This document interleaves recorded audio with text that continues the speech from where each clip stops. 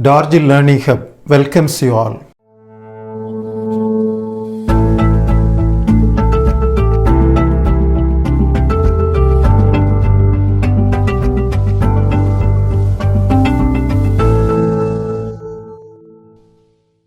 In today's episode, we are going to study about the Compton effect, the theory of Compton effect and the importance of it. Now, in the first and foremost, you see the picture here. One incident photon is coming towards an atom and it hits an electron. After hitting the electron, it goes in another direction. If we take the energy of the incident photon as h nu, and after hitting the electron, it goes with a different energy. Now, it is an incoherent scattering of the X-rays by the scattering material. What I mean from incoherent means the wavelength of the incident photon and the wavelength of the scattered photon are entirely different. The wavelength has gone to be increasing. And what is the reason why the wavelength of the scattered X-ray is modified with a longer wavelength? For that, the Compton had explained this phenomena based upon the quantum theory. Therefore, if lambda is the incident wavelength and lambda dash is the modified wavelength, then lambda dash minus lambda, that is d lambda, the increase in the wavelength, the d lambda, is given by the formula h by m0 c into 1 minus cos theta. This is Compton had explained based upon the quantum theory. And now here, how Compton had explained this effect based upon the quantum theory. Now let us take the incident photon is having an energy h nu as shown in the figure, and the momentum of the incident photon is h by lambda, and it hits an electron which is at rest. Therefore, the energy of the electron at rest is m0 c square. After hitting the electron, you see from the picture, the scattered ray is going in the upward direction and the electron is going in the downward direction. The scattered photon is making an angle theta with the incident direction, and the scattered electron is making the direction of phi with the incident direction. Therefore, now based upon the law of conservation of energy, the energy before impact should be equal to the energy after impact.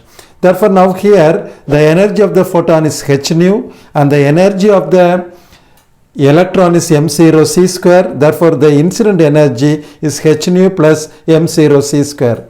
And after collision, the energy will be h nu dash, that is the energy of the photon, and mc square is the energy of the scattered electron. That is given by equation number 1.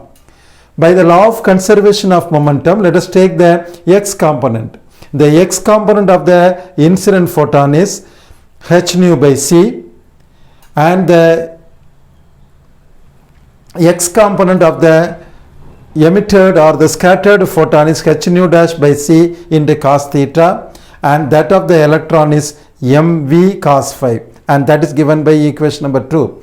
Similarly, the y component, there is no y component for the incident photon, therefore it will be equal to 0, and after scattering, the y component will be h nu dash by c sin theta minus me sin phi, which is equation number 3. Therefore, now here we can rearrange the two equations. You will get the following two equations written here. Square the above two equations and add, you will get equation number 4. Now here, in the same sense, we can take the first equation. As I had already told, the first equation is h nu plus m0 c square equal to h nu dash plus mc square. Rearrange that first equation and square this, you will get equation number 5. Therefore, 5 minus 4 gives your equation number 6. Now, according to the theory of relativity, m will be equal to m0 divided by square root of 1 minus v square by c square. Square this and multiply with the c square, we get equation number 7 here. Now substituting 7 in equation number 6 and simplifying, we get this equation lambda dash minus lambda will be equal to d lambda will be equal to h by m0 into c into 1 minus cos theta, and this is what we had already presented in the first slide. Therefore now here if you analyze this equation, the following factors we can understand. From that equation, d lambda equal to h by m0 c into 1 minus that cos theta, there is a change in the wavelength which is independent of the incident wavelength, and also it does not depend on the nature of the scattering material. But on the other hand, from this equation one could understand that the change in the wavelength depends upon the angle of scattering theta. If theta equal to 90 degree, then d lambda will be equal to h by m0 c. This quantity is known as the Compton wavelength lambda 0 of the electron.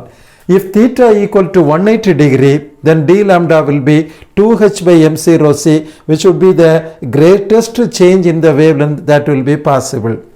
Now from this equation one could also easily calculate the value of the Planck's constant, and the value calculated here is in accordance with what Max Planck had already predicted. Therefore this Compton effect beautifully explains the Max Planck's theory proposed by him to explain the quantum theory, and that is the basis of quantum theory. Based upon that quantum theory, one could explain all the other factors coming. The quantum mechanics have also been developed based upon that, because Compton here imagined that the incident photon is having an energy h nu as predicted by Max Planck, and hope this would be very useful to you. Thank you for the viewers. Thank you.